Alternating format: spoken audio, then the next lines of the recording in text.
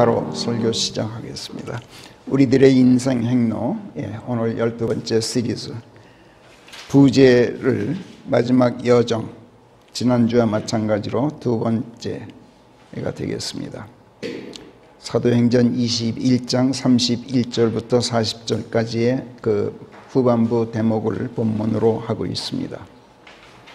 단순히 육신의 포피를 잘라내는 할례는 할례가 아니다. 마음의 할례가 진짜 할례다.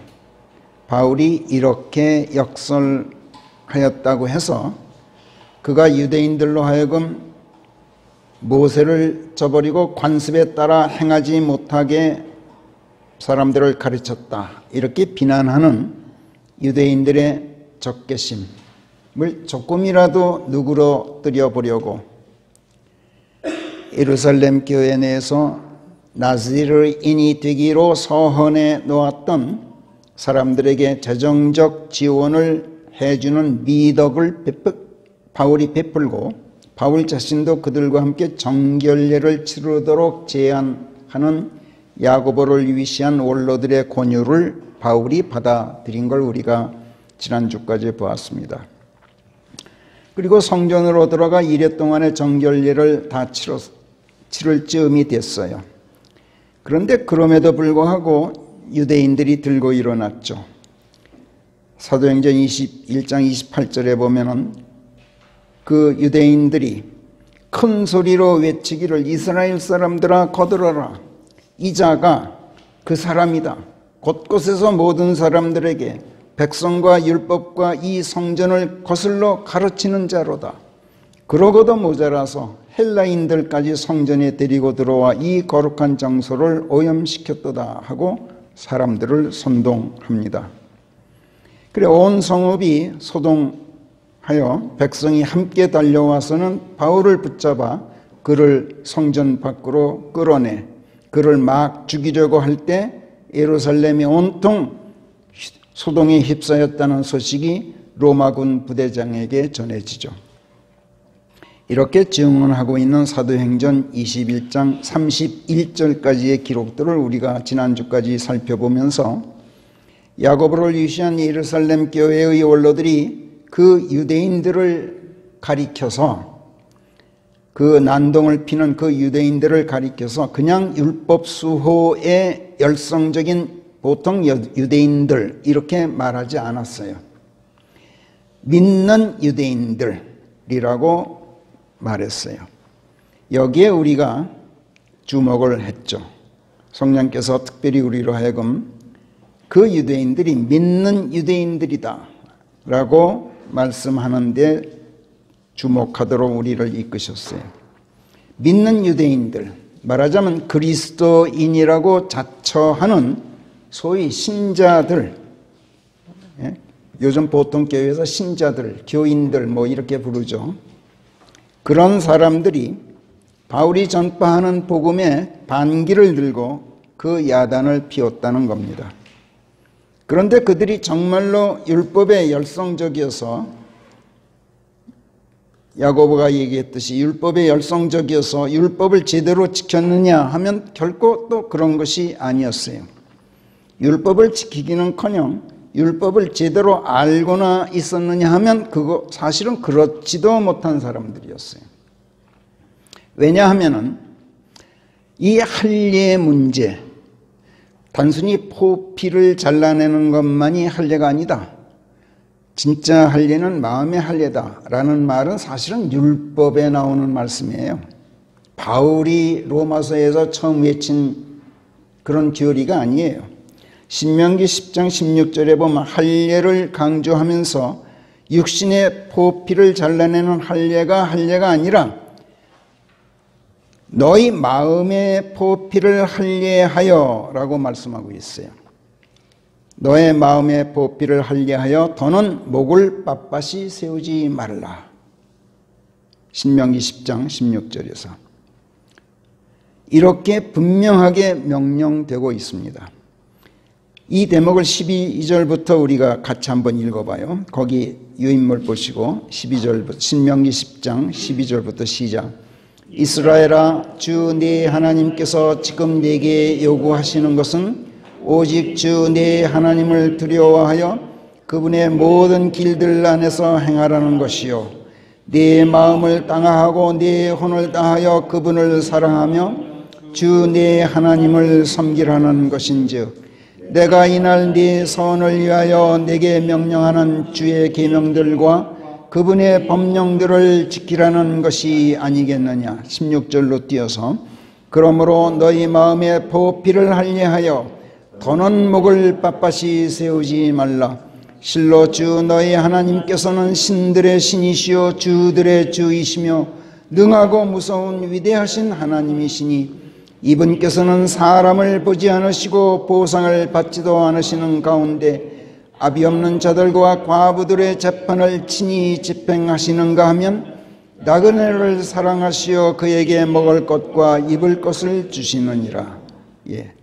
할례가 무엇이라고 했습니까? 할례란 고기 덩어리에 불과한 육신적 자아를 죽이는 행위, 그것이 할례라고 그래요. 우리가 배웠어요. 육신적 자아를 죽이는 일은 마음으로 하는 영적인 일이지 육신의 행위로 되는 게 아니죠. 육신의 보피를 잘라내는 육신의 행위는 단지 마음의 할례를 표징하는 하나의 징표에 불과했어요.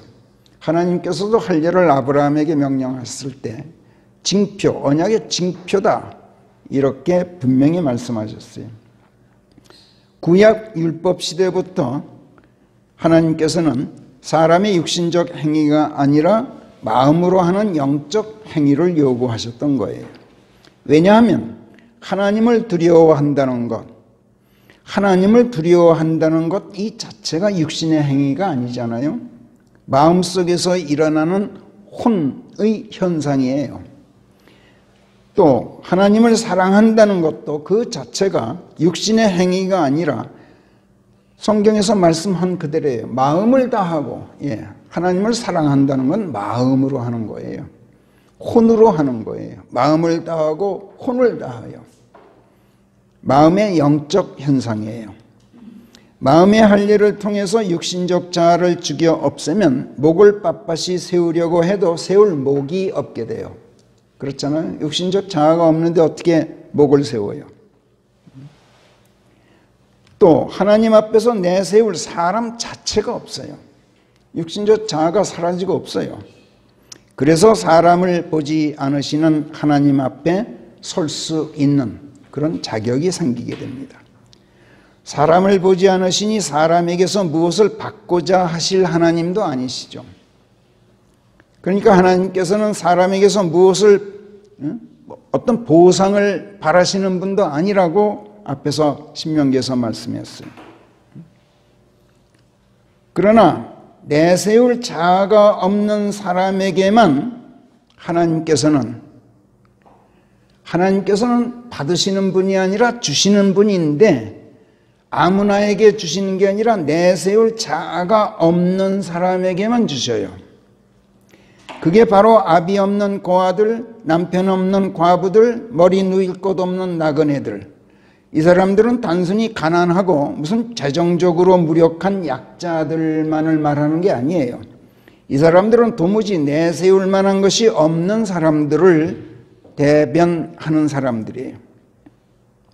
하나님께서는 아무것도 내세울 것이 없어야 먹을 것과 입을 것을 주셔요. 할례는 아무것도 내세울 것이 없게 되는 것, 이걸 말해요. 육신적 자아가 죽고 없으니 내세울 육신적 자아도 없고 육신의 행위도 물론 없겠죠. 육신의 행위가 없으니 육신의 보피를 잘라낼 행위도 없게 됩니다. 육신의 보피를 잘라내는 행위는 있다 해도 하나님께서는 그것을 보질 않으셔요. 사람 자체를 보지 않으시는 하나님. 하나님께서는 육신의 보피를 잘라내는 육신의 행위를 단지 마음의 할례를 나타내는 하나의 징표로서만 인정하실 뿐이에요. 내세울 육신적 자아도 없고 육신의 행위도 없는 상태가 되어야 비로소 하나님을 의지하게 되고 사랑하게 되는 겁니다. 그리고 하나님을 의지하고 사랑해야만 그분의 말씀들을 지키게 되죠. 그래서 하나님께서는 마음의 할례를 요구하셨던 거예요. 그러나 마음의 할례는 영적인 것이어서 사람이 행할 수가 없죠. 행할 수 있다 해도 하나님께서는 사람의 행위로 된 것을 인정하지 않으신다고 앞에서 말씀드렸어요. 영적인 마음의 할례는 오직 하나님께서만 하실 수 있는 일이에요. 그래서 성령께서는 신명기 30장 6절에서 할례에 대해서 말씀하실 때 할례하라가 아니라 신명기 30장 6절을 같이 읽어봐요. 시작. 주 내 하나님께서는 또 내 마음과 내 씨의 마음에 할례를 행하시어. 예, 할례를 하나님께서 행하신다고 되어 있어요. 사람이 행하는 건 사람의 행위예요. 하나님께서는 그걸 인정하지 않으셔요. 사람 자체를 보지 않으시는 하나님이에요. 그래서 하나님께서는 내 마음과 내 씨의 마음에 할례를 행하시오. 육신의 할례를 행하시는 게 아니라 마음의 할례를 행하시오. 다시 한번 처음부터 6절 같이 읽어봐요. 시작. 주 내 하나님께서는 또 내 마음과 내 씨의 마음에 할례를 행하시오. 네 마음을 다하고 네 혼을 다하여 주 내 하나님을 사랑하도록 하실 것이요 이로써 네가 살 수 있도록 하시리라. 네. 할례를 행하시는 이유는, 목적은 나로 하여금 살 수 있도록 하시기 위해서라는 거예요. 할례하지 않으면 살지 못한다는 거예요. 내 육신적 자아를 죽이지 않으면은 살지 못한다는 거예요. 내가 할 수 있는 일은, 하나님께서는 내가 나라는 자체를 보질 않으시기 때문에 내가 하는 행위도 인정하지 않으시고, 그래서 내가 할 수 있는 일은 단지 거부하지만 않는 것, 가만히 있는 것뿐이에요. 마음의 할례를 행하시는 하나님께서 행하시는 대로 가만히 있기만 하는 것이 내가 할 수 있는 일이에요. 그러니까 아무것도 하지 않는 것이 내가 할 수 있는 일이란 말이에요. 하나님께서 하시는 대로 가만히 있는 것, 이것이 성경이 말씀하는 순종이고, 이 순종만이 하나님께서 행하시는 모든 일들이 나를 향하신 하나님의 은혜가 되게 만드는 유일한 길이에요. 이 순종을 통해서 마음의 할례를 받게 되면 내 마음은 하나님의 말씀을 길가에 떨어지게 받게 되지를 않아요. 돌짝밭에 떨어지게 받게 되지도 않아요. 또 가시덤불에 떨어지게 받게 되지도 않아요. 왜?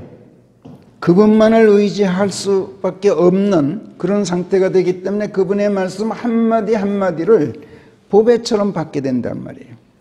하나님의 말씀을 참으로 제대로 받는 좋은 밭이 되어서 그 고귀한 말씀을 받게 되는 거죠.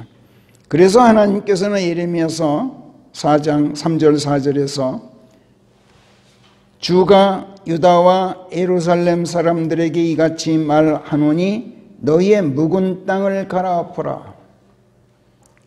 옛사람을 갈아엎어라. 그리고 가시덤불 가운데 씨를 뿌리지 말라. 너희들 유다 사람들과 예루살렘의 거민들아, 너희 자신을 죽게 할례하여 너희 마음의 포피를 벗겨내라. 여기서도 마음의 포피를 벗겨내는 것이 할례예요. 그렇지 않으면 너희가 행하는 악함 때문에 내 경노가 불같이 나아가 불태울 것인즉 아무도 끌 수가 없으리라. 이렇게 경고하셔요. 그러니까 우리가 살질 못하죠. 할례되질 않으면.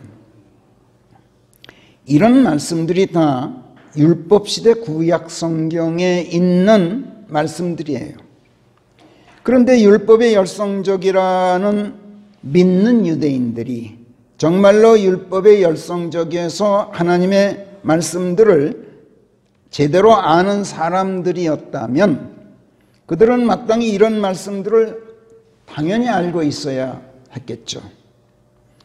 그들이 율법을 제대로 알았다면 바울이 유대인들로 하여금 모세를 저버리고 관습에 따라 행하지 못하게 하였다고 오해하고 비난하면서 적개심을 품지는 않았을 거예요. 어째서 그들은 율법에 열성적이라면서 율법을 제대로 알지 못했을까요? 사람의 눈으로 보고 사람의 귀로 듣고 사람의 마음으로 하나님의 말씀들과 그분의 일들을 깨달으려고 했기 때문에 그래요. 결국 할례를 중시하는 사람들이 할례되지 못한 거예요. 참 역설적이에요. 할례파가 할례되지 못했단 말이에요. 그들은 하나님께서 누구도 사람의 눈으로는 보아도 보지 못하게 하셨다는 것, 사람의 귀로는 들어도 듣지 못하게 하셨다는 것, 사람의 마음으로는 누구도 깨닫지 못하게 하셨다는 사실도 몰랐고, 이것을 분명히 밝히는 이사야서 16장 9절 10절 말씀도 모르고 있었어요. 예수님께서도 이 말씀을 마태복음 13장 14절 15절에서 분명하게 인용하고 재확인하셨는데도 이런 말씀들을 그 사람들은 알지도 못했고 인정하지도 않았고 믿지도 받아들이지도 않았어요. 그리고 사람의 명철, 사람의 지혜, 사람의 지식을 내세우기 바빠요. 이게 목을 빳빳이 세우고 있다라는 표현이에요. 자기 자신을 드러내고 있는 거예요. 그래서 그들은 하나님의 말씀을 받아도 길가에 떨어지게 받을 수밖에 없어요. 돌짝밭에 떨어지게 받을 수밖에 없어요. 또 가시덤불에 떨어지게 받을 수밖에 없어요. 그 사람들은 소위 믿는다는 사람들이 그렇단 말이에요. 종교인들이 그런 사람들이라는 건 우리 잘 알고 있죠. 그들은 예수님의 죽으심만으로 침례시켜서 옛사람을 그리스도와 함께 십자가형에 처하시는 성령의 손길, 사람이 육신적 자아를 멸하신 다음에 그분의 부활에 편성시켜서 하나님의 사람으로 새롭게 거듭나게 해주시는 성령 침례를 거부하는 사람들이에요. 그들이 그리스도인이라고 자처하지만 하나님의 사람들이 아니라는 얘기예요. 소위 믿는다는 사람들이 그런 사람들이에요. 우리 그리스도인들은 내가 믿습니다 하고 내세울 자아 자체가 없는 사람들이에요. 참 여러분들 받아들이기 어려울지도 모르겠어요. 내가 믿습니다 라고 고백하는 것은 아직 내가 다 못 믿고 있습니다 라는 고백이나 마찬가지예요.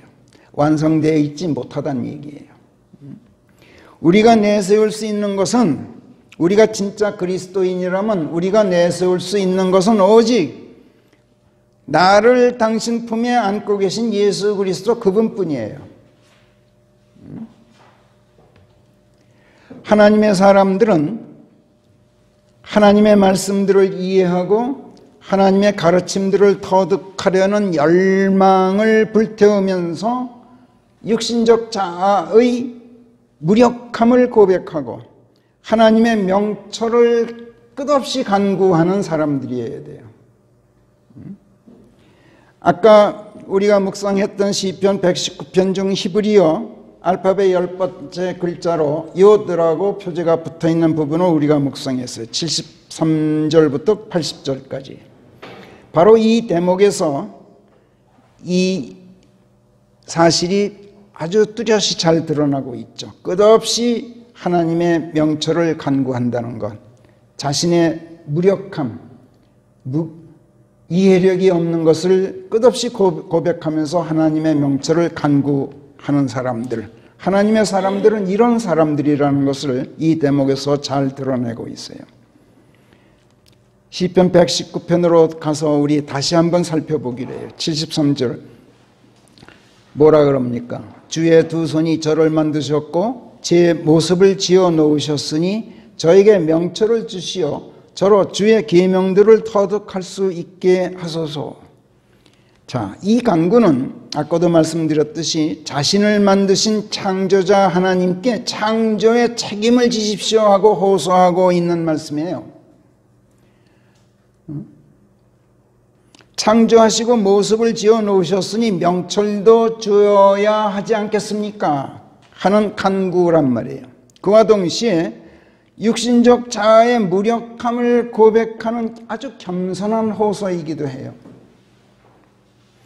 욥도 욥기 10장 8절에서 주의 손이 저를 만드셨습니다.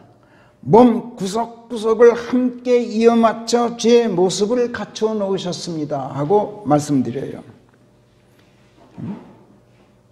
시편 119편의 오늘 이 대목을 욥기 10장의 이 대목과 연관지어서 한번 오늘 살펴보기로 하겠어요. 시편 119편 73절부터 80절까지의 말씀들과 욥기 10장 3절부터 9절까지의 말씀들을 비교해서 살펴보겠어요. 그러니까 왔다 갔다 여러분들이 좀 바쁠 거예요. 자, 욥기 10장 3절 보겠습니다. 눈으로 따라 읽어주시기 바랍니다.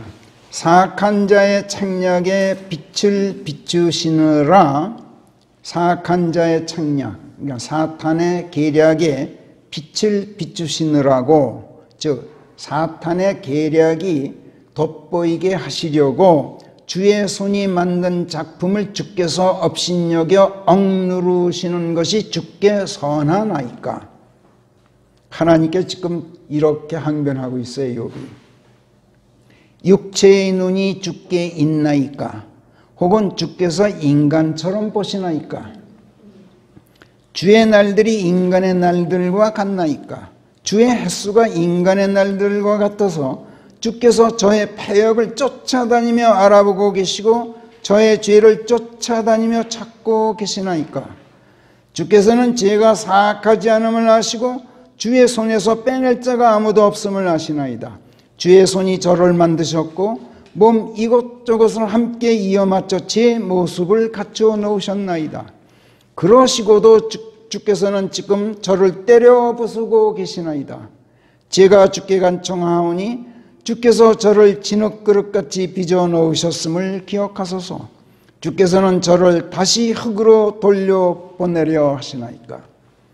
하나님께서 나를 창조하셨습니다. 나는 하나님의 작품입니다. 그런데 뭐예요? 진흙그릇에 불과합니다. 매우 불완전합니다. 걸핏하면 깨지고 맙니다. 아주 연약하고 무력한 존재입니다. 이렇게 호소하고 있어요. 욥은 지금 하나님께서 자기를 사탄의 손에 넘기시는 바람에 이루 말할 수 없는 고통에 처하게 되었는데, 그런 욥을 위로하려고 멀리서 찾아온 엘리파스니 빌다시니 소파르니 하는 세 친구가 그를 위로하려고 찾아왔는데, 위로하기는커녕 네가 악을 행하고 죄를 지어서 하나님께서 너를 지금 징계하고 계신 것이니 회개하라, 이렇게 도리어 욥을 공박하고 비난해요. 그래서 욥의 이 고난에 분노까지 더해져서 한층 더 그 괴로움이 가열된 나머지 마침내는 하나님을 원망하기에 이르렀고 자신의 출생 자체를 탄식하면서 아까 읽은 8절에서 주의 손이 저를 만드셨고 몸 구석구석을 함께 이어 맞춰 제 모습을 갖추어 놓으시고도 주께서는 지금 저를 때려 부수고 계십니다.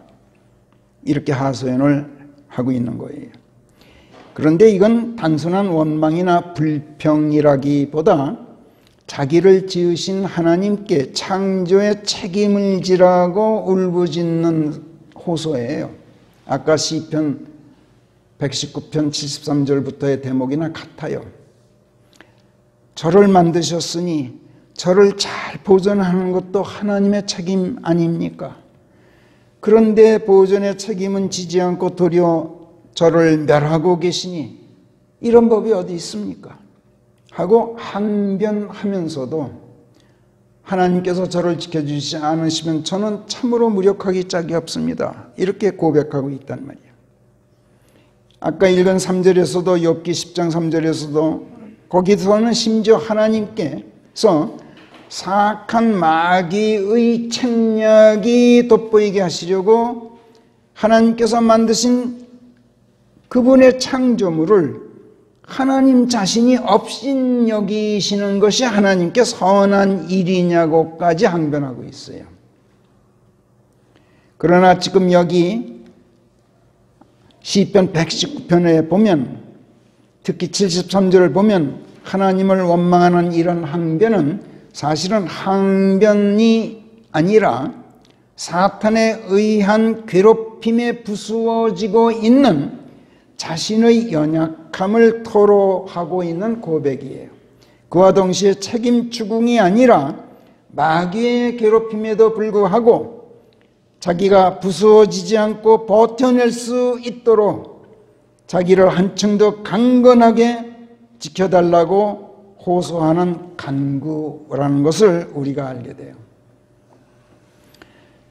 시편 119편 73절은 주의 두 손이 저를 만드셨고 제 모습을 지어 놓으셨으니 저에게 명철을 주시어 저로 주의 계명들을 터득할 수 있게 하소서 하고 하나님께 간구해요. 하나님께서 지어주신 피조물이지만 명철이 없어서 하나님의 말씀들을 잘 이해하지 못하고, 명철이 있다 해도 그건 사람의 명철에 불과해서 하나님의 말씀들 속에 담겨있는 하나님의 깊은 뜻을 헤아릴 수가 없습니다. 이런 고백인 거예요. 그와 동시에 말씀을 이해하고 그 속에 담긴 하나님의 뜻을 터득하고 싶은 열망을 나타내면서 하나님의 도우심을 호소하고 있는 거죠. 욥기 10장 8절 9절을 보면 욥이 주의 손이 저를 만드셨고 몸 구석구석을 함께 이어 맞춰 제 모습을 갖추어 놓으셨나이다. 그러시고도 주께서는 지금 저를 때려 부수고 계십니다. 제가 주께 간청합니다. 주께서 저를 진흙그릇같이 빚어 놓으셨음을 기억하십시오. 주께서는 저를 다시 진흙으로 돌려보내려고 하십니까? 이렇게 말씀드려요. 하나님의 창조물이지만 진흙을 빚어 만드신 존재에 불과해서 연약하기 짝이 없음을 고백하고 있는 것이고, 그럼에도 불구하고 제발 다시 흙으로 돌려보내지 말아달라고, 또 흙으로 돌아갈 만큼 부서지고 있음에도 불구하고 그 어려운 모든 고통을 견뎌낼 수 있도록 해달라고 지금 하나님께 간구하고 있는 거예요. 욥기 10장 4절부터 보면 육체의 눈이 주께 있습니까? 혹은 주께서 인간처럼 보십니까? 하고 하나님께 묻고 있어요. 사람의 눈은 육체의 눈에 불과하죠. 그래서 사람의 눈을 육안이라고 그러죠. 육안. 그래서 사람의 눈으로는 하나님의 기쁘신 뜻을 도저히 헤아릴 수가 없습니다. 하나님께서는 인간의 눈으로 인간처럼 보시는 분이 아니지 않습니까? 하나님께서는 모든 것을 하나님의 눈으로 보고 계십니다. 저도 그처럼 하나님과 하나님의 일들을 하나님의 눈으로 보고 깨닫고 터득하고 싶습니다. 왜? 사람의 육안으로는 도저히 볼 수가 없기 때문입니다. 하나님, 저에게 하나님의 눈을 주십시오. 인간의 눈으로는 하나님의 기쁘신 뜻을 헤아릴 도리가 없어서 하나님께서 하시는 일을 이해하지 못하기 때문에 고난에 처해도 이 고난을 이겨낼 힘을 하나님께서 주신다는 말씀에 확신이 서질 않습니다. 그래서 고난에 맞서 끝까지 버텨내지 못하고 쓰러지고 마는 그런 나약한 존재에 불과합니다. 이렇게 고백하고 있는 거예요. 주의 날들이 5절 보면은 욥기 10장 주의 날들이 인간의 날들과 같습니까? 주의 횟수가 인간의 날들과 같아서 주께서 저의 패역을 쫓아다니며 알아보고 계시고 저의 죄를 쫓아다니며 찾고 계신 겁니까?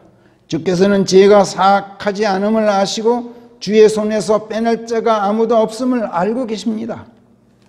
인간은 하나님처럼 영원한 존재가 못 됩니다. 영원하신 분은 오직 하나님 당신뿐입니다. 이런 인간이 어찌 영원 세계를 보고 어찌 영원하신 하나님을 뵐 수 있겠습니까? 영원하신 하나님의 영원 세계를 어찌 이해하고 그 가치를 터득할 수 있겠습니까? 하나님의 눈이 아니면 누구도 그것을 볼 수 없고 하나님의 마음이 아니면 누구도 그 가치를 터득하지 못합니다. 그러므로 인간은 영원 세계에 대한 소망을 갖지 못하고 현세에서 좌절하고 쓰러질 수밖에 없습니다. 인간이 볼 수 있는 것은 오직 하나님의 길에서 벗어나 있는, 어긋나 있는 폐역의 세상만을 볼 수 있고 또 폐역의 세상만을 가늠할 수 있을 뿐입니다. 단지 이 세상 폐역 안에 있는 헛된 것들의 가치, 그것밖에는 헤아릴 길이 없습니다.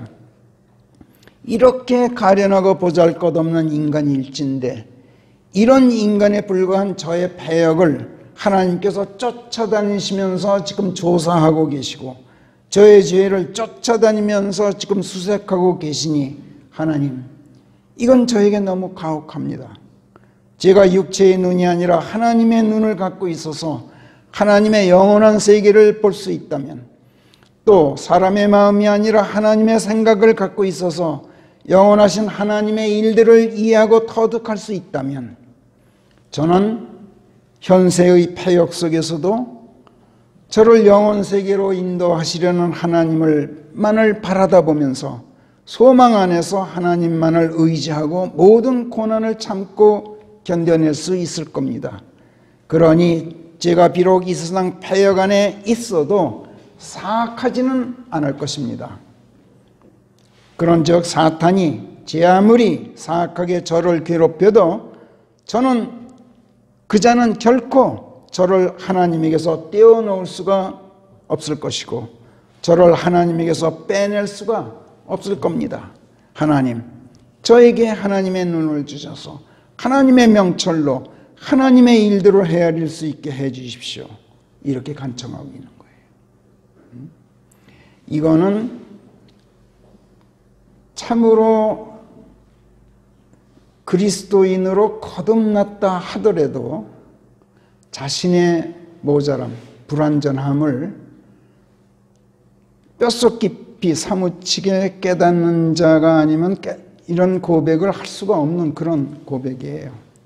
정말로 완전해지고자 하는 열망이 없다면 이런 고백 나올 수가 없죠. 시편 119편으로 돌아가서 74절을 보겠어요. 주를 두려워하는 이들이 저를 볼 때 기뻐하리니 이는 제가 주의 말씀 안에 소망을 두어 왔음이옵니다. 제가 비록 하나님의 눈을 갖지 못해서 하나님의 영원 세계를 보지 못하고 제가 비록 하나님의 마음을 갖지 못해서 하나님의 기쁘신 뜻을 헤아리지 못하는 인간에 불과하지만 그럼에도 불구하고 아니 그렇기 때문에 오히려 저는 하나님의 말씀 안에 소망을 두고 말씀 안에서 하나님을 찾고 있습니다. 그래서 주 하나님을 두려워하는 사람들이 저를 보면 다들 기뻐할 겁니다. 자, 나를 보는 사람들이 내가 완전한 걸 보고 기뻐하는 게 아니라 내가 불완전하기 때문에 하나님의 말씀 안에 소망을 두고 있는 걸 보면은 저 사람들이 나를 보고 기뻐한다는 거예요. 이게 뭘 말해요?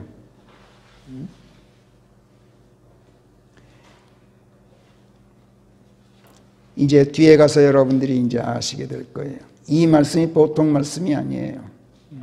내가 불완전한 것을 보고 다른 사람들이 저를 볼 때 기뻐할 것입니다. 왜? 너나 내나 다 같이 불완전하니 우리 서로 힘을 합쳐 다 같이 기운을 내서 기운 잃은 무릎 고쳐 세우고 하나님의 말씀 안에 소망을 두고 우리 다 함께 저 하늘을 올려다보면서 하나님을 향해서 예수 그리스도 안에서 완전하게 되는 길을 함께 걸어갑시다 할 수 있는 힘이 생긴다는 거예요. 지금 그 다음 75절 오 주여 주의 판단들이 옳다는 것을 제가 아나이다. 주께서는 신실하심 안에서 저를 고난당하게 하셨나이다. 자, 욥이 고난당한 것은 하나님의 신실하심에서 나온 조치라는 사실. 그리고 그 판단이 옳습니다. 하나님께서 저를 고난에 처하게 하지 않으셨더라면 저는 정말이지 절망하고 말았을 겁니다. 하나님께서 저를 이토록 고난에 처하셨기 때문에 이 연단을 다 끝내고 나면 제가 정금같이 되어 나올 겁니다. 욥이 그렇게 고백하죠. 그러니 주의 판단들이 옳다는 것을 제가 알고 있습니다. 그렇게 하시려는 하나님의 신실하고 자애로우신 배려를 제가 알고 있습니다. 욥기 23장 10절에서 욥은 분명히 말해요. 내가 걷는 길을 그분께서 아시나니 내 인생 행로를 하나님께서 알고 계신다. 그분께서 나를 연단하신 뒤에는 내가 금처럼 정금처럼 되어 나오리라.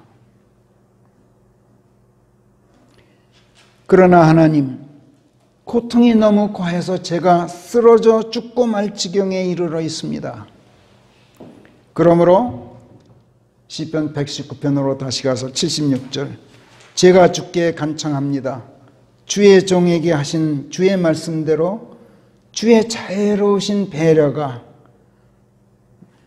자애로우신 배려라는 말을 이 단어를 번역한 건데 kindness, 친절이라고 그러죠. 친절. 제가 이 친절이란 단어는 성경에서 안 씁니다. 제가 일본 말이에요. 우리 말이 아니에요.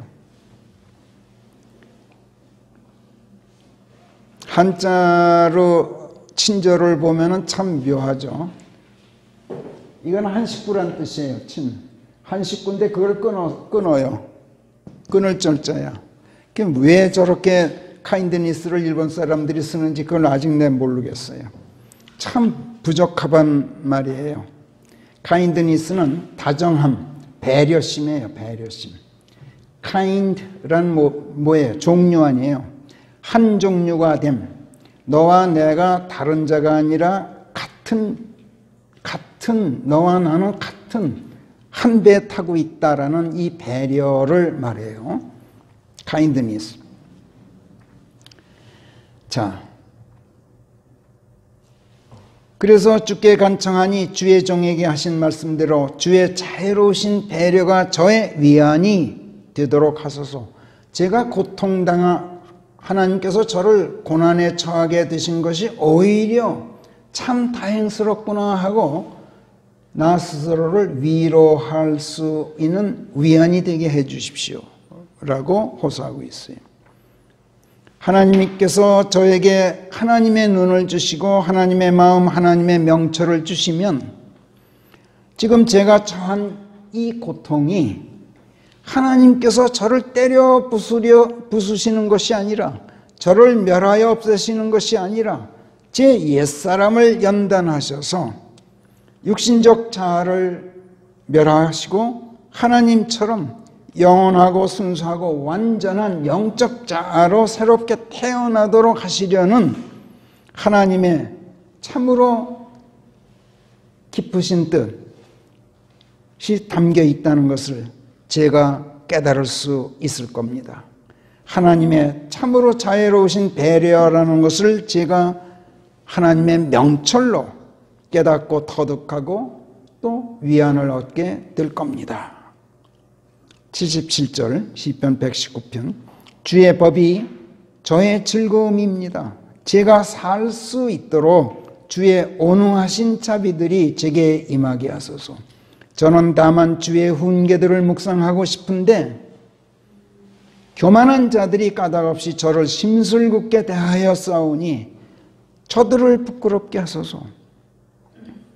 엘리파스라든지 빌다시라든지 또는 소파르라든지 하는 제 친구들은 고난 중에 있는 저를 위로해 준답시고 제게 찾아와서는 도리어 저를 비난하고 꾸짖기만 합니다. 저들은 하나님을 두려워하고 하나님의 말씀들을 알고 있는 자들입니다. 이 세 친구는, 욥의 이 세 친구는 참으로 옳은 소리만 해요. 읽어보면. 그런데 제일 마지막에 가서 욥기 40장에 보면은 하나님께서 욥에게 말하죠. 저들을 위해서 기도해 줘라. 그렇지 않으면 저들 다 죽는다. 그렇게 말씀해요. 욥이 기도해 주는 바람에 그 친구들을 하나님께서 용서하시는 대목이 나와요. 저들은 하나님을 두려워할 줄 알고 하나님의 말씀들을 잘 알고 있는 자들인데 그렇습니다. 그러면서도 저들은 사탄의 사절이 되어서 제게 와서는 저를 윽박지르기만 하는 사악한 자들입니다. 저들로 하여금 저를 연단하신 뒤에 저를 정금같이 되어 나오게 하시려는 실로 신실하고 자애로우신 하나님의 배려로 제가 고난에 처해 있다는 것을 깨닫게 해 주십시오. 그래서 시편 119편 79절로 돌아가서 주를 두려워하는 이들과 주의 증거의 말씀들을 알고 지내온 이들이 제게 발길을 돌리도록 하소서. 이렇게 매치가 된단 말이에요. 저들도 깨달으면 결국은 제게로 발길을 돌리게 될 겁니다. 주를 두려워하고 주의 하나님의 말씀들을 알고 있는 사람들이라면 그렇습니다.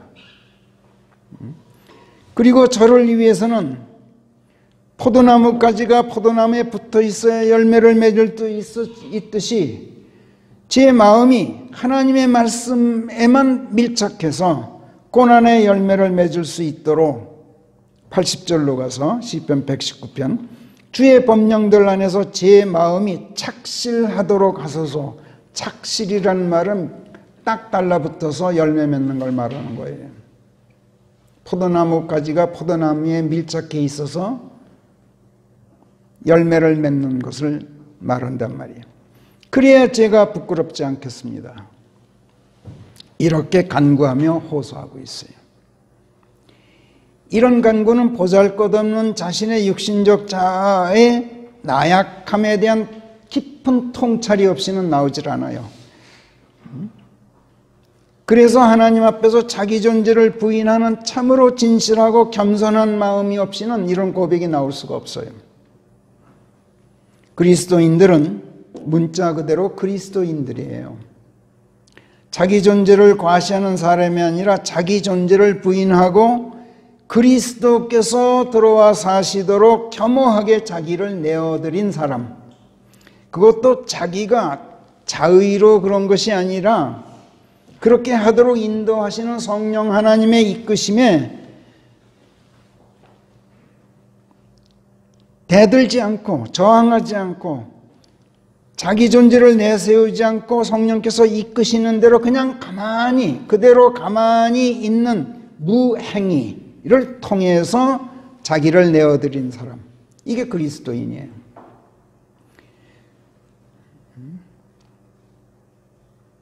그래서 모든 것이 하나님의 은혜로 된 것이 되도록 하는 사람들이 그리스도인들이에요. 이것을 사도 바울이 갈라디아서 우리가 잘 아는 2장 20절 21절에서 이렇게 선언하죠. 같이 읽어요. 우리 잘 아는 부분이지만 워낙 보배 같은 말씀이죠. 갈라디아서 2장 20절 21절 시작. 나는 그리스도와 함께 십자가의 형에 처해졌노라. 자, 잠깐만. 내가 나를 십자가에 달았다고 하질 않아요. 십자가형에 crucified, 처해졌다. 수동형으로 쓰고 있어요. 내가 나를 십자가에 단 것은 내 행위예요. 그 다음 계속해서 시작. 그럼에도 나는 살아있나니 그러나 내가 아니라 그리스도께서 내 안에 살고 계신 것인즉 내가 지금 육신 안에 살고 있는 삶은 나를 사랑하신 나머지 나를 위하여 당신 자신을 주신 하나님의 아들의 믿음에 편성하여 내가 살고 있는 것이라. 나는 하나님의 이 은혜가 숲으로 돌아가게 하지 않나니 만약 의가 정령 율법을 타고 온다면 그렇다면 그리스도께서는 헛되이 죽으셨느니라. 의가 율법을 타고 온다면 이 말은 의가 사람의 행위로 이루어지는 것이라면 그리스도께서는 헛되이 죽으신 것이다. 이런 말씀이야. 그 다음에 또 20절 마지막에서도 당신 나를 사랑하신 나머지 나를 위하여 당신 자신을 주신 하나님의 아들의 믿음이에요. 아들을 믿는 믿음이 아니란 말이야. 아들을 믿는 믿음이면 내 공로죠. 내 행위예요. 그렇죠? 그게 아니야. 예수 그리스도의 믿음. 그분께서 나를 당신 품에 품어주신, 나와 한 몸 되어주신 그 믿음, 그 사랑 덕에 내가 살고 있는 것이다. 그러니까 하나님의 은혜죠. 그런데 성경 역본들이 지금까지 나온 거 어디를 봐도 다 뜯어고쳤어. 그리스도의 믿음을, 그리스도를 믿는 믿음 이렇게 전부 뜯어고쳤어. 원래대로 하질 않고. The love of God, 하나님의 사랑, 그거는 왜 또 안 뜯어고쳤을까? Love of God, 그건 하나님의 사랑이라고 그대로 했어. 하나님을 사랑하는 내 사랑이 아니야. 그렇게 번역하지 않고 여기서만 그런단 말이야.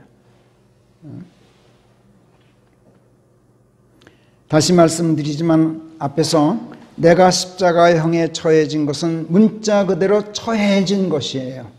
나 스스로가 십자가에 매단 것이 아니란 말이에요. 내가 나를 십자가에 달아도 그거는 더러운 넉마와 같은 나의 자기 의에서 나온 내 행위예요. 그렇기 때문에 하나님께서는 그건 본체도 하질 않으셔요.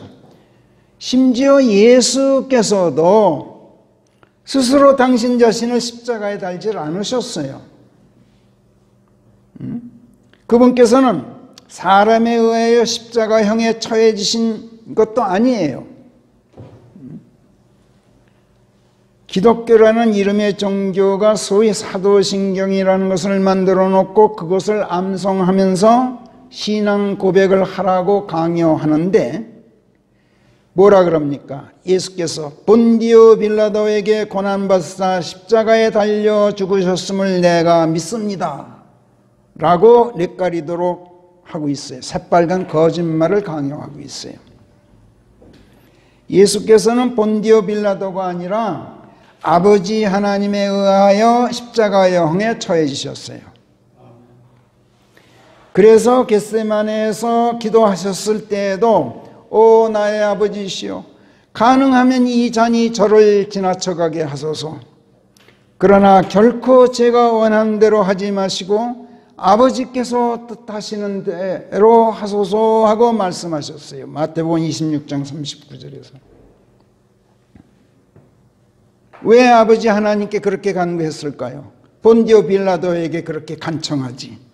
오 본디오 빌라도요 가능하면 이 잔이 나를 지나쳐가게 해달라 이렇게 했어야 되잖아. 얼마나 우스꽝스러워요. 십자가에 달리셨을 때도 예수께서 뭐라 그러셨어요? 엘리 엘리 사박타니 라마 사박타니 나의 하나님 어찌하여 당신께서는 나를 버리셨나이까 이렇게 부르시셨다고 마태복음 27장 46절이 증언해요.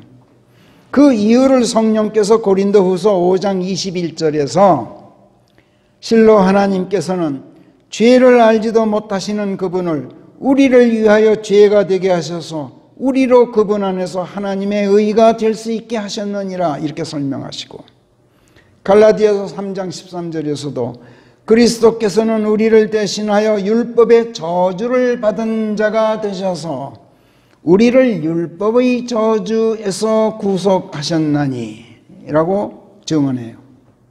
예수님께서는 하나님이셨지만 아들이 되셔서 인간의 몸을 입고 이 땅에 오셨기 때문에 아버지 하나님께 전적으로 순종하셨어요. 이것을 성령께서 빌립보서 2장 6절, 7절, 8절에서 이렇게 증언하시죠. 그분은 예수께서는 하나님의 형체를 입고 계시기 때문에 하나님과 대등하게 되셔도 그것을 참칭으로 생각하지 않으셨지만, 그러나 자신을 아무 명망도 없게 하시고 종의 형체를 당신 위에 가져다 얹으시고 사람과 똑같은 모습이 되셔서 사람과 같은 모습으로 보이시는 가운데 자신을 낮추시고 죽음에 이르기까지 순종하셨나니 곧 십자가의 죽음이 그것이었느니라. 예수께서는 하나님이셨기 때문에 요한복음 10장 18절에서 어떤 사람도 그것을 생명을 내게서 빼앗지 못하나니 오직 내가 스스로 그것을 내어놓느니라. 내게는 그것을 내려놓을 권능이 있고 그것을 다시 가질 권능이 있느니라. 이렇게 선포하셨던 것처럼 사람은 누구도 그분의 생명을 빼앗지 못해요. 그분 자신이 스스로 죽으시고 사시는 권능을 갖고 계셔요. 그렇지만 아들로 오셨기 때문에 무엇이나 아버지 하나님의 명령에 의해서만 이루어지도록 하셨어요. 그래서 내게는 생명을 내어놓을 권능이 있고 다시 그것을 가질 권능이 있다고 말씀하시면서도 바로 그 18절 요한복음 10장 18절 끝에서 나는 이 명령을 아버지께 받았느니라 라고 분명히 말씀하셔요. 내 마음대로 하지 않느니라 이렇게 말씀하셨단 말이에요. 그런데 소위 믿는다는 자들은 무엇이나 자기네들 생각대로 자기네들이 나서서 해야만 하나님께서 받으신다고 생각해요. 여기서 종교가 나오는 거야. 이것이 인간의 완악함이에요. 종교인들의 교만이에요, 이게. 그리고 자기네를 따르지 않고 예수님을 따르고 하나님의 말씀을 따르면 그런 사람들을 적대시하고 박해해요. 이것이 소위 믿는다는 종교인들의 전형적인 행태예요. 사도행전 21장에서 사도 바울을 잡아 죽이려고 했던 유대인들이 바로 그런 믿는 유대인들이었던 거예요. 그래서 바울을 맞이해서 그의 생명을 걱정한 원로들이, 예루살렘 교회의 원로들이 그들의 적대감을 누그러뜨려 보려고 바울로 하여금 율법을 준수하는 모습을 과시하도록 권유했던 것이고, 바울도 신앙 양심으로는 결코 받아들이기 어려웠지만 그럼에도 불구하고 그 권고를 받아들여서 어떻게 해서든 한 사람이라도 더 구원으로 인도하려고 자신을 모든 사람의 종이 되게 하였던 바울의 평소 처신대로 행동을 했어요. 그런데 그것이 결국 성공하지 못했죠. 실패로 끝났어요. 그러나 사실은 이런 과정을 통해서 로마 군 부대를 움직여서 바울을 로마로 옮겨다 놓으시려는 성령 하나님의 아주 지혜로운 계책이었다는 것, 그리고 그 계책이 승리를 거둔 것이라는 것을 우리가 지난주까지 배웠어요. 그리고 이처럼 하나님께서는 실패를 통해서 승리하시는 지혜의 하나님이시라는 것을 성령께서 우리에게 가르쳐 주셨어요. 있는 유대인들의 선동으로 예루살렘이 소동하자 어떤 일이 벌어졌어요. 사도행전 21장 30절부터 40절까지 보면 이렇습니다. 제가 읽을게요. 그러자 온 성읍이 소동하여 백성이 함께 달려와서는 바울을 붙잡아 그를 성전 밖으로 끌어내더니 그 즉시 문들이 닫혀버리는 것이더라. 그리고 그들이 달려들어 그를 막 죽이려고 할 때 예루살렘이 온통 소동에 휩싸였다는 소식이 군 부대장에게 전해졌더라. 그 즉시 그가 병사들과 백부장들을 거느리고 그들에게 달려 내려가더라. 그리고 그들이 부대장과 병사들을 보고서야 그들이 바울에게서 매질하는 것을 그치더라. 이때 부대장이, 고린도후서에서 바울이 지난날에 고난을 이야기하면서 나는 유대인들에게 40에서 하나 뺀 매를 3번 맞았다라고 고백하고 있는 장면이 바로 여기에요. 그런데 무리 가운데서 이 사람은 이렇다 소리쳐 외치고 저 사람은 저렇다 외치는 바람에 그 소동이 왜 일어나는지 자기가 확실히 알 수 없었던지라 바울이 성체로 연행되도록 명령하더라. 그리고 바울이 계단에 이르렀을 때 사람들의 폭행 때문에 그가 병사들의 경호를 받아야 할 형편이더라. 이게 전부 성령의 손길이에요. 지금 이는 사람들의 무리가 뒤따라오면서 그자를 죽여 없애라 하고 외쳐댔기 때문이라. 그런데 바울이 성체 안으로 이끌려 왔을 때 그가 부대장에게 내가 당신에게 말해도 되겠소 하니 그가 묻기를 네가 헬라어를 할 줄 아느냐?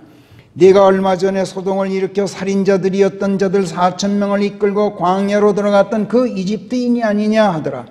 그러나 바울이 말하기를 나는 킬리키아의 한 성읍인 타소 출신의 유대인 되는 사람인즉 결코 천한 성읍 시민이 아니오. 그러니 청컨대 내가 사람들에게 연설하는 것을 허락해 주시오 하더라. 그리하여 그가 그에게 응낙하니 이때 바울이 계단 위에 서서 손을 들어 사람들에게 신호를 보내어 잠잠하게 하더라.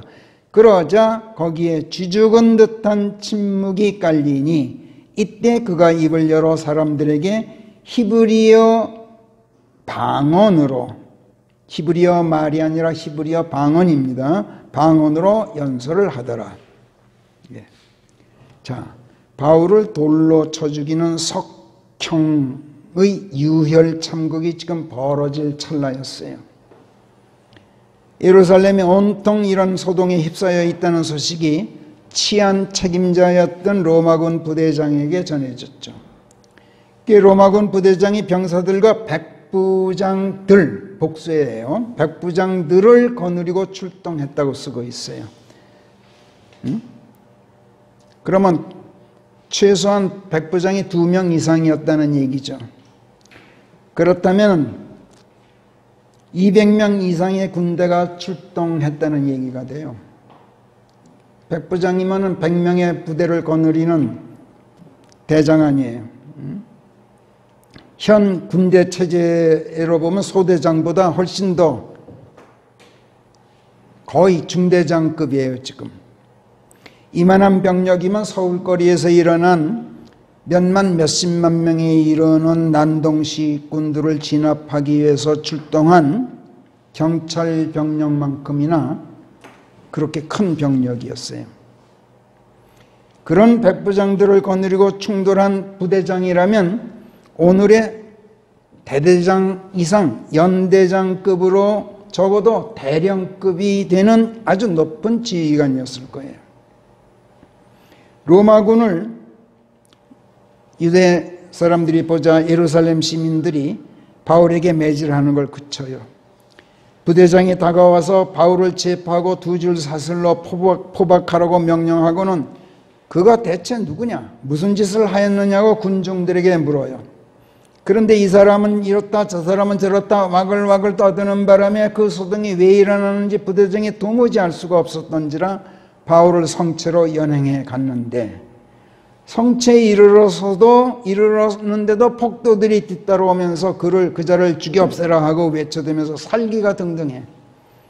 군대가 보호하지 않으면 바울이 폭도들에게 금방이라도 살해당할 만큼 그런 분위기가 아주 삼엄한 험악한 그런 분위기였어요. 그런데 바울이 성체 안으로 이끌려 왔을 때 그가 부대장에게 내가 당신에게 말해도 되겠소 하니 그가 묻기를 네가 헬라어를 할 줄 아느냐 하고 반가워해요. 부대장이 통역 없이도 같은 언어로 의사소통을 할 수 있었으니까. 그런 한편 네가 얼마 전에 소동을 일으켜 살인자들이었던 자들 4,000명을 이끌고 광야로 들어갔던 그 이집트인이 아니냐 하고 엉뚱한 의심을 해요. 그리스 히랍의 역사가 요세푸스가 전한 그 기록에 보면 AD 54년경에 선지자라고 자처하는 이집트 출신의 한 유대인이 4,000명의 자객을 이끌고 예루살렘의 올리브산에 진을 치고 로마군 요새를 공격하려고 시도했다고 쓰고 있어요. 그러다가 총독 펠리스, 사도행전에 이제 나오지만 펠리스가 이끄는 로마군에 의해서 패퇴하고 광야로 달아났어요. 그런 사건이 있었다 그래요. 이걸 지금 말하고 있는 거예요. 그래서 그가 지명수배자가 되었는데 로마군 부대장은 바울이 혹시 그가 아닌가 하고 의심했던 거예요. 그러나 바울이 말하기를 나는 킬리키아의 한 성읍인 타소 출신의 유대인 되는 사람인즉 결코 천한 성읍 시민이 아니요. 그러니 청컨대 내가 사람들에게 연설하는 것을 허락해 주시오 하고 말했어요. 킬리키아는 소아시아 남단에 위치한 로마의 한 속주였고 타소는 그 킬리키아의 수도였어요. 자치가 허락되어 있었다 그래요. 자유도시였어요. 식민지였으면서도. 그리고 대학들이 아주 많은 교육도시여서 시민들의 수준이 아주 고등교육을 받은 상류층들이 대부분이었다고 알려져 있어요.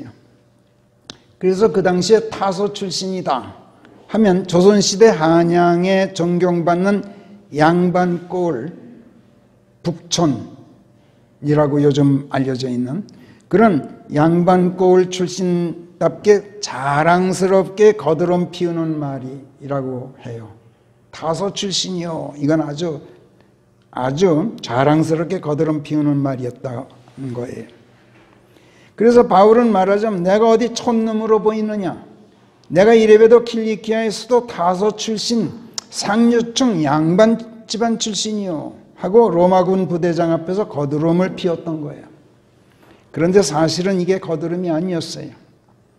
그의 생업이 비록 천막 제조업자였지만 그가 사도행전 23장 22장에서 밝히는 바에 의하면 내가 킬리키아의 한 성읍인 타소에서 태어나 이 성읍에서 자랐으나 나야말로 유대인 된 사람으로 가말리엘의 문화에서 양육되었고 또 조상들의 율법에 완벽하게 합치되게 법도대로 가르쳤으며 하나님을 향해서는 오늘 여러분 모두처럼 열정적이었다라고 자기소개를 하고 있어요. 이처럼 바울은 당대의 석학이었던 가말리엘로부터 고등교육을 받고 자란 유대인 상류층 가정 출신이었어요. 아마 그랬기 때문에 바울이 로마 시민권까지 획득했던 것으로 보여요. 당시 전 세계를 지배하고 있던 로마 제국의 식민지에 지나지 않던 유다 백성이면서 종주국인 로마 제국의 시민권을 갖고 있었다는 것은 그 사회적 신분상의 특권이 대단했음을 말해요. 로마군이 바울을 성처로 연행한 다음에 유대인들이 계속 아우성치는 까닭을 알려고 사도행전 22장에서 로마군 부대장이 글을 신문하면서 채찍질을 가하라고 명했어요. 이때 바울이 하는 말이 그래요. 정죄되지도 않은 로마인인 나를 그대들이 채찍질하는 게 적법하냐 이렇게 대들어요. 꼼짝 못하죠. 여기서 백부장이 부대장에 가서 이렇게 알리니까 바울이 로마 시민권을 가진 사람이니 조심하라고 이렇게 주의를 줘요. 부대장이 바울에게 와서 이걸 확인한 다음에 28절에 보면은 사도행전 22장 28절에 보면 나는 이 자유를 로마인이 되는 이 자유를 돈 주고 샀느니라 이렇게 고백해. 백부장이 부대장이 백부장이 아니라 부대장이. 그러자 바울이 나는 날 때부터 자유인이었어 이렇게 말하죠. 우리 부모도 로마 시민이었다는 얘기예요. 이때부터 바울을 대하는 로마군의 태도가 일변합니다. 이처럼 바울이 사도행전 21장 39절에서 자기가 천한 성읍 출신의 천민이 아니라는 것을 부대장에게 말했던 것인데, 그렇다고 유대인이라는 사실을 숨겼느냐 하면 또 그게 아니야. 킬리키아의 성읍 타소 출신의 유대인 되는 사람이다 라고 당당하게 자기가 유대인임을 내세워요. 그러면서 나를 촌놈 취급하지 말아라. 나는 로마의 식민지 백성인 유대인에 지나지 않지만 그럼에도 불구하고 킬리키아의 수도인 타소의 명문대가집 출신이고 로마 시민권까지 가지고 있다. 이렇게 상당히 계급이 높은 로마군 부대장 앞에서 거드름을 피웠던 것인데, 사실은 거드름을 피운 게 아니란 말이야. 유대인 앞에서는 유대인처럼, 이방인 앞에서는 이방인처럼, 힘없는 사람들 앞에서는 힘없는 사람인 것처럼, 또 권세 있는 자 앞에서는 권세 있는 자인 것처럼 행세하면서 모든 사람의 종인 것처럼 처신했던 바울이에요. 왜? 한 사람이라도 더 많은 사람들을 얻으려고, 한 사람이라도 더 많은 사람들을 얻어서 그들을 그리스도께로 데려오려고 그랬던 거예요. 로마군 사령관이면 그 지위가 총독과 맞먹는 고위직이야. 이런 높은 사람에게 어필하려면 이쪽도 그 지위나 사회적 신분이 그에 걸맞아야 되잖아요. 왕족이나 귀족 같은 높은 사람들에게 복음을 전하려면 이쪽도 그들에게 접근할 수 있을 만큼 지체가 높아야 돼요. 그렇지 않으면 접근할 기회조차가 생기질 않아요. 하나님의 말씀들이 아무리 그 위험이 존엄하고 숭고하더라도 비천한 사람이 손에 들고 높은 사람에게 다가가면 그들에게 그 존엄하고 숭고한 말씀이 빛을 보지 못하는 법이에요.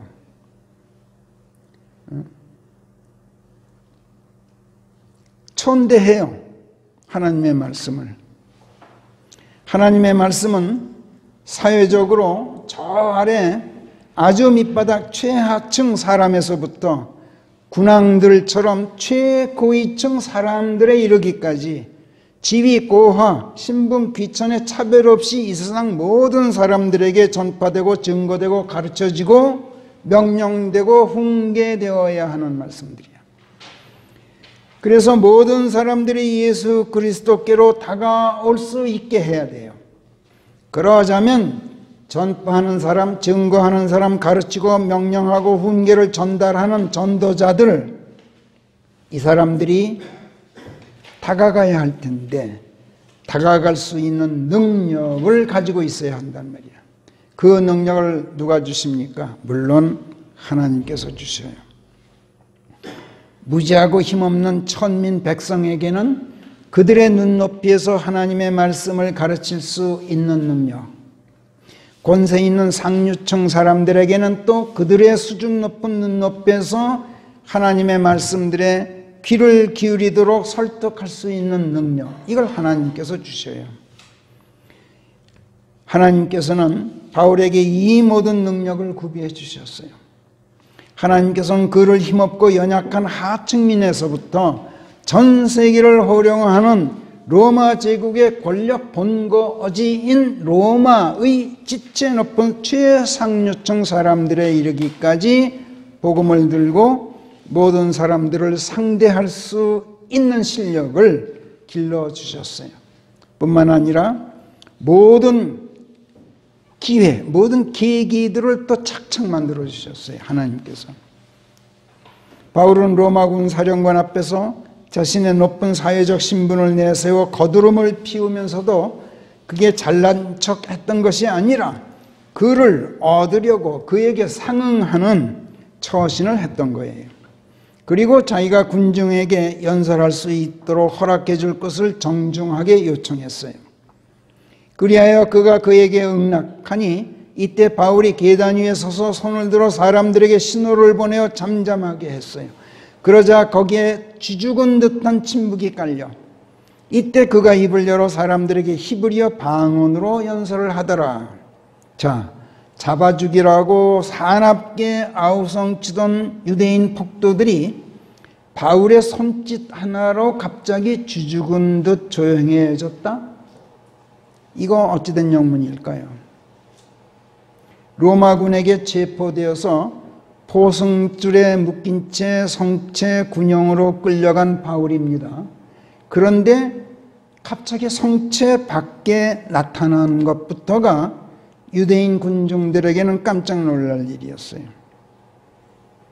그가 대체 어떤 권세가 있어서 군중들 앞에 나와서 연설까지 할 수 있는 허락을 군 부대장으로부터 받아냈을까 하고 그들이 놀란 거예요.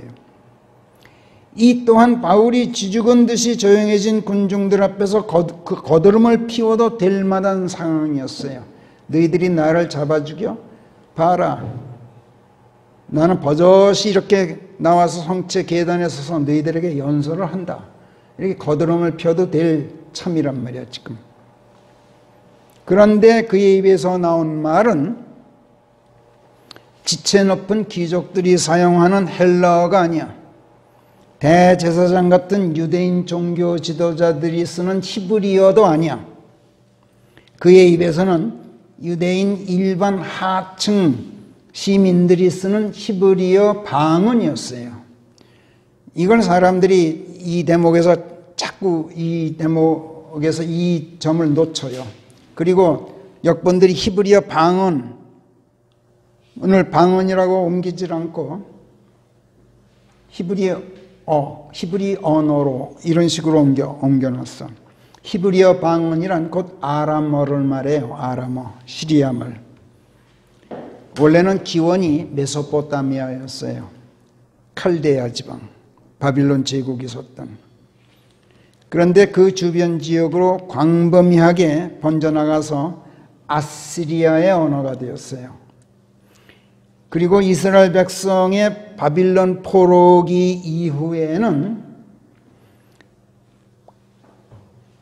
그 칼데아 지방으로 붙잡혀가서 70년 동안이나 살았잖아요. 그러니까 언어가 칼데아 언어를 배워갖고 온 거야.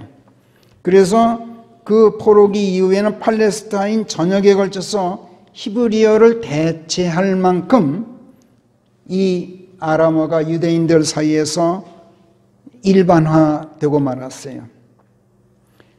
심지어 구약 성경도 그 일부가 히브리어가 아닌 아람어로 기록된 책들이 있죠. 다니엘서 2장 4절부터 7장 28절에 이르는 부분은 아람어로 쓰여져 있어요. 또 에스라서도 4장 8절부터 6장 18절 부분, 또 7장 12절부터 26절 부분, 이 부분은 아람어로 기록되어 있어요. 열왕기상 18장에서 이런 일이 있었어요. 아시리아의 사네립 왕이 유다 왕궁을 침공했을 때예요. 이때 유다 왕이 히스기야였는데 아시리아 군대와 맞설 힘이 없었어요. 그래서 오직 하나님께만 의지한 가운데 성문을 굳게 걸어 잠그고 아시리아 군대와 성벽을 하나 놓고 대치하고 있었어요. 이때 사네립 왕이 군대사령관 랍사케로 하여금 예루살렘 성 밖에서 유다 백성을 회유하는 심리전을 펼치게 했죠. 랍사케가 성 밖에서 성 안의 이스라엘 백성을 향해서 큰 소리로 외칩니다. 아시리아 왕이신 대왕께서, 사네립 대왕께서 이같이 말씀하시나니 너희는 히스기야에게 전하라. 네가 신뢰하고 있는 이것이 대체 무엇이라고 그렇게 자신만만한 것이냐. 네가 말하기를 내게는 전쟁을 위한 계략과 힘이 있다 하도다. 그러나 그것은 다 헛소리에 지나지 않나니 네가 대체 누구를 믿고 내게 반기를 드는 것이냐. 22절로 뛰어서 우리는 우리 하나님을 신뢰한다 하고 너희가 내게 말한다만 나는 주 없이 이곳을 멸하러 여기 쳐들어와 있는 줄 아느냐. 주께서 내게 말씀하시기를 이 땅을 치러 올라가 그것을 멸하라 하셨느니라. 나도 하나님의 명령을 받고 왔어. 이렇게 산헤립이 군사령관 랍사케를 통해서 예루살렘 성 밖에서 외쳐요. 백성이 다 들으라고 성 안에서. 그런데 랍사케가 자기 나라 말인 아람어로 말한 게 아니라 유대인들의 말인 히브리어로 이렇게 외쳤어요. 그래야 유대 백성이 알아들을 거 아니야. 그래야 알아듣고 동요하고 히스기야 왕에게 반기를 들고 성문을 열어줄 거 아니야. 그러자 유대의 히스기야의 신하들이 성 위에 서서 랍사케에게 이렇게 외쳐요. 청컨대 시리아 말로 당신의 종들에게 이야기하시오. 우리가 시리아 말을 알아들으니 성벽 위에 있는 백성의 귀가 듣고 있는 데서 유대인들의 언어로 우리에게 이야기하지 마시오. 무슨 소리인지 알죠? 당신이 하는 말 우리 다 알아들으니 유다 백성이 알아듣지 못하게 시리아 말로 얘기하세요. 심리전을 쓰고 있는 말을 백성이 들을까 봐 걱정이 됐던 거예요. 그래서 자기네들이 시리아 말, 즉 아람어를 알아들으니 히브리어 대신 백성이 못 알아듣는 아람어로 말해 주시오 하고 요청했던 거예요. 랍사케가 이 요청을 들어줄 리가 있겠어요? 제가 어렸을 때 2차 대전 말기였는데 일본군이 태평양 해역 곳곳에서 미군에게 패퇴했다는 소식을 미군 비행기가 일본 상공을 날면서 삐라를 뿌려댔어요. 또 일본 국민의 민심을 이제 교란시키는 그런 심리전을 썼던 건데 그 삐라들이 다 일본어로 돼 있어요. 제가 어렸을 때도 다 봤어요. 만화가 그려져 있고 일본군이 참패하는 그런 그림이 그려져 있고 삐라뿐만 아니라 이 정찰기 같은 게 이 저공 비행을 하면서 아주 고성능 스피커를 통해서 미군 비행기들이 항복을 종용하는 일본군의 종용하면서 일본군의 패전 소식을 알려요. 사이판에서 일본군이 참패했다, 무슨 제도에서 일본군이 참패했다, 무슨 항공모함이 격침됐다, 이런 소식을 막 전하는데 일본말로 선전하고 다녀요. 자, 그런 미군 비행기들을 향해서 일본 국민이 알아듣지 못하게 제발 일본말로 하지 말고 영어로 해주시오라고 요청한다고 그거 들어주느냐고. 근데 히스기야의 신하들이 그런 바보 같은 요청을 했어요. 그러니까 랍사케가 히브리 말로 더 크게 외쳐요. 내 주군께서 나를 너희에게 보내 이런 말씀들을 전하도록 하셨는데도 그러란 말이냐. 성벽 위에 앉아있는 사람들에게 나를 보내어 저들로 저희 자신의 똥을 먹게 하고 저희 자신의 오줌을 마시도록 하지 않으셨느냐. 아시리아의 왕이신 대왕의 말씀을 귀담아 들으라. 대왕께서 이같이 말씀하시나니 히스기야가 너희를 속이지 못하게 하라. 이는 그가 너희를 그분의 손에서 구할 능력이 없음이라. 자, 이걸 보면 이때까지만 해도 유대인들이 아람어를 알아듣지 못했다는 걸 우리가 알 수 있는데 그 백성이 훗날 바빌론의 포로로 잡혀가 있다가 70년 세월이 지난 후에는 도리어 히브리어보다는 아람어가 유대인들의 귀에 더 있게 되었던 거예요. 바빌론의 칼데아인들이 썼던 칼데어가 아람어였기 때문에 그렇단 말이야. 그리고 70년 포로 생활 끝에 히브리어는 쓰지 않고 그들의 언어만 썼기 때문에 그렇단 말이야. 오죽하면 성령께서 불러주시는 말씀들을 다니엘서의 상당 부분을 아람어로 기록했겠어요. 10년이면 강산도변한다죠. 70년이면 두 세대도 넘게 거친 기간이에요.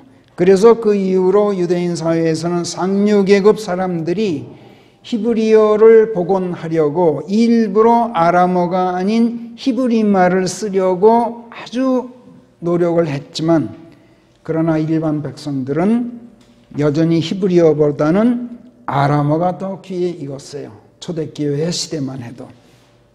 그래서 바울도 로마군 진영 밖 계단에 지금 서서 유대인 군중들에게 그들의 눈높이에 맞추어서 히브리어 방언, 즉 시리아 말로 아람어로 연설을 했던 거야. 이것 또한 바울의 평소 철학. 나는 모든 사람, 한 사람이라도 더 얻기 위하여 모든 사람들의 종이 되었다. 유대인 앞에서는 유대인같이 되었고, 이방인들 앞에서는 이방인들같이 되었고, 연약한 자들 앞에서는 내가 연약한 자가 아님에도 불구하고 연약한 자처럼 되었고, 권세 있는 자 앞에서는 내가 권세 있는 자처럼 행세하였다라고 토로했던 그의 전도 철학이죠. 하나의. 한 사람이라도 더 많은 사람을 얻도록 하시려는 성령 하나님의 지혜로운 전략이었던 거예요. 이 장면에서 우리가 특별히 유념하고 있어야 할 것 하나가 있어요. 사도 바울이 지금 상대하고 있는 유대인들이 하나님을 대적하는 사람들이 아니라는 점이에요. 믿는 유대인들, 즉 율법에 열성적일 만큼 율법주의에 매몰되어 있기는 했지만 나름대로 하나님을 열심히 섬긴다고 섬기는 사람들이었다는 점이에요. 그들은 말하자면 그리스도인으로 완전하게 거듭나지는 못했지만 요새 말로 치자면 최소한 교회는 다니는 사람들, 구원의 문턱에서 그만 주저앉아버리는 바람에 구원의 문턱을 넘지는 못한 사람들, 우리가 말하는 바 소위 유사 그리스도인들이 그 사람들이었어요. 또 설령 구원받았다 하더라도 그래요. 구원을 완성하지는 못한 사람들, 예수 그리스도와 완전한 알을 이루지 못한 사람들, 믿음 안에서 예수 그리스도와 한 몸이 되었다고는 하지만 그 한 몸됨의 정도가 충분하지 못해서 믿음의 분량이 아직 적은 사람들, 그래서 하나님의 부르심에 응하고서도 이 세상 패역의 길에서 벗어나 하나님의 길로 완전하게 들어서지는 못하고 육신적 자아를 완전히 버리지 못해서 하나님의 숭고한 부르심에 완전 무결하게 부응하지는 못한 사람들, 이런 사람들 앞에 지금 성령께서 바울을 세워놓고 계셔요. 사실은 오늘 이 자리에 앉아있는 우리들이나 마찬가지야. 우리들 앞에 지금 바울을 세워놓고 계신 거예요. 솔직히 말해서 우리 자신도 완전해지려면 아직 멀었잖아요. 그러나 여러분, 바울 자신도 빌립보서 3장에 보면은 자기가 그런 완전한 경지에 아직 도달하지 못했다고 고백하고 있는 걸 우리가 알 수 있어요. 어째서 우리가 아직도 완전한 경지에 도달하지 못하고 있을까요? 지난날의 육신적 자, 옛사람을 완전히 버리지 못하고 육신적 자아에 소용되는 것들을 버리지 못해서 그래요. 옛사람의 잔재가 조금이라도 남아있고 물질적인 것이든 정신적인 것이든 옛사람에게 소용되는 것들에 대한 욕망이 조금이라도 남아있는 상태에서는 예수 그리스도와의 알면서 절대로 완전해질 수가 없어요. 예수 그리스도의 믿음 안에 절대로 완전하게 포용될 수가 없어요. 그분과 완전한 알을 이루지 못하고 그분의 사랑, 그분의 믿음 안에 완전히 포용되지 못하면 예수 그리스도를 완전히 쟁취한 것이 못 돼요. 그분을 완전히 쟁취할 때까지 우리의 구원은 완성되지 않아요. 성령께서 지금 사도 바울은 이런 사람들 앞에 사도 바울을 성령께서 세워놓고 계신 것인데, 그렇다고 해서 그 자신은 완전한 경지에 이르렀느냐 하면 그게 아니란 말이에요. 성령께서는 불완전한 사람들 앞에 불완전한 사람을 세워놓고 계셔요. 그리고 서로 불완전함을 서로 고백하면서, 저도 여러분이나 마찬가지입니다. 제가 완전하다고 복음을 전하는 게 아닙니다. 제가 제 믿음이 완전한 믿음이라고 자랑하면서 여러분 앞에 나선 것이 아닙니다. 이런 고백을 통해서 완전해지기 위해서 힘껏 앞으로 우리 함께 힘을 합쳐서 같이 달려갑시다 하고 서로 다짐하고 격려하도록 하셔요, 성령께서. 빌립보서 3장으로 가서 8절부터 우리 한번 같이 읽어보도록 해요. 여러분들이 여러 번 읽은 대목이지만 오늘 새로운 성령의 조명과 함께 그걸 기억하면서 한번 읽도록 해요. 3장 8절 빌립보서 시작. 실로 의심의 여지 없이 내 주 예수 그리스도와의 알매서 최고의 경지에 이르기 위해서는 모든 것이 해에 지나지 않는다고 나는 생각하노라. 그래서 나는 그분을 얻으려고 모든 것을 잃는 아픔을 감수하였고 지금도 그것들을 똥에 불과하다고 여기나니, 그래야 내가 그리스도를 쟁취할 수 있고 율법에서 나오는 나의 자기의가 아니라 그리스도의 믿음을 통하여 나오는 의, 곧 믿음을 타고 오는 하나님의 의를 지는 가운데 그분 안에서 발견될 수 있으며, 거기까지만. 자, 그리스도와의 알면서 최고의 경지라는 말은 그리스도와 완전 무결하게 한 몸이 된 상태를 말하죠. 그분과 완전하게 한 몸이 된 것이 완전한 암이에요. 완전한 믿음이란 말이에요. 그분에게 완전하게 안긴 거예요. 그리고 이것이 그분을 여기서 윈이라는 말이 나와요. 그리스도를 쟁취하다. 윈. 율법에서 나오는 의란 인간 자신의 행위로 율법의 진빚을 갚는 것. 율법에 나는 빚 지고 있잖아요. 그 빚을 갚는 게 율법의 의예요. 사람의 행위로 죄를 씻고 깨끗하게 되는 것이 율법의 의, 사람 자신의 힘으로 구원에 이루고 영생을 얻는 걸 말해요. 그게 가능해요? 도저히 할 수 없는 일이죠. 절대로 되지 않는 일이에요. 그런데 율법주의자들은 말할 것도 없고 로마 가톨릭을 위시한 기독교라는 이름의 종교를 신봉하는 사람들은 입으로는 하나님의 은혜로 구원받게 된다고 말하지만 그러면서도 믿어야 구원받는다 하고 가르쳐요. 사람의 행위를 부추긴단 말이야. 그리스도의 믿음이라는 성경 말씀도 그래서 그리스도를 믿는 믿음이라고 자꾸 고치는 게 그래서 그런 그 심리가 깔려 있어서 그래요.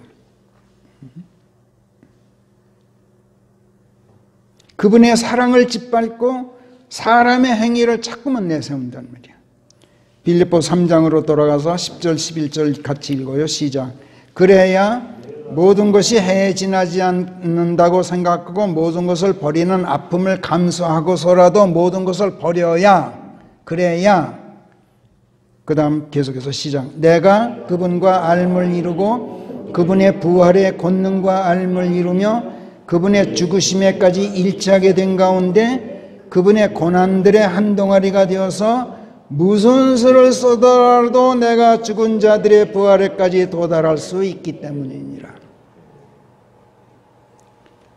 죽은 자들의 부활에까지 도달할 수 있다는 말이 무슨 소리예요?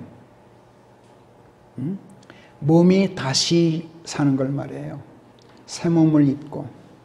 혼은 구원받았지만 우리 육신은 흙으로 돌아간 채 다시 일으켜지지 못했잖아요. 그러나 그리스도께서 오시면 새 몸을 입혀주시고 새 몸을 입고 일어나서 그 새 몸을 입고 들려 올라가게 되잖아요. 그걸 말하는 거예요. 거기에 도달할 수 있으려면 완전케 되지 않으면 안 된다는 거예요. 그런 다음 바울이 그렇다고 해서 자기가 이미 완전하게 되었느냐 하면 그게 아니다라고 고백하고 있어요. 12절부터 시작. 내가 이미 도달했다는 듯이 하는 말이 아니요 이미 완전해졌다는 듯이 하는 말도 아니며 나 또한 그리스도 예수께 꽉 붙잡혀 향해 가고 있는 그것을 어떻게든 꽉 붙잡으려고 오직 그것을 뒤쫓고 있을 뿐이라는 것이라. 형제들아, 내가 이미 붙잡았다고 나 스스로가 생각하지 않노라.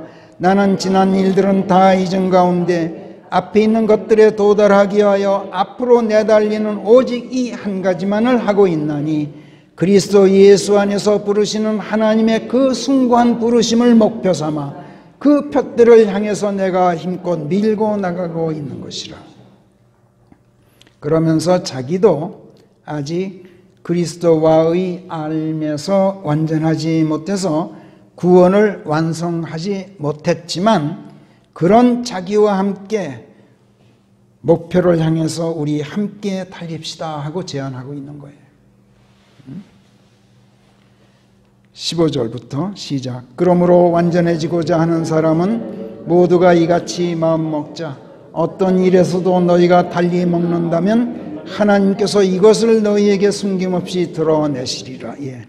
비록 구원을 완성하지는 못했어도 구원받은 것이 사실이면 혹시라도 완전해지고자 마음먹지 않을 때가 있을 수도 있으니 이럴 때 하나님께서 이것을 스스로 자각할 수 있도록 계기를 만들어 두신다는 거예요.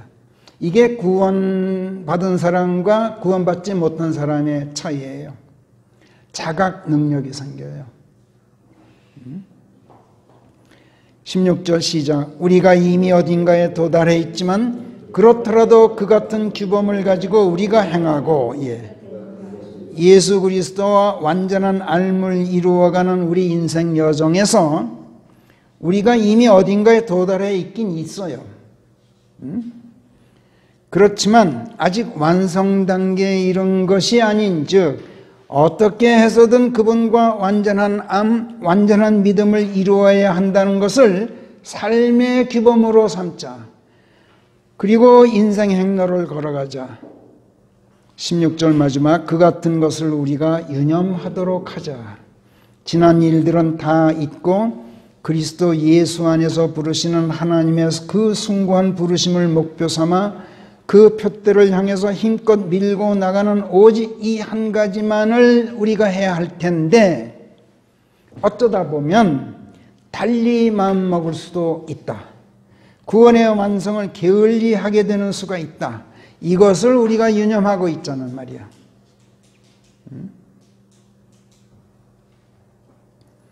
그래서 복음이 구원받지 못한 사람들만 찾아다니는 게 아니야.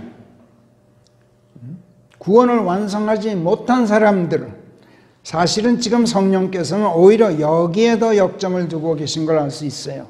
바울의 인생 행로를 통해서. 17절부터 시작. 형제들아, 다 같이 나를 따르는 자들이 되어라. 그리고 너희가 우리를 본으로 삼듯이 그같이 행하는 사람들을 눈여겨보도록 하라.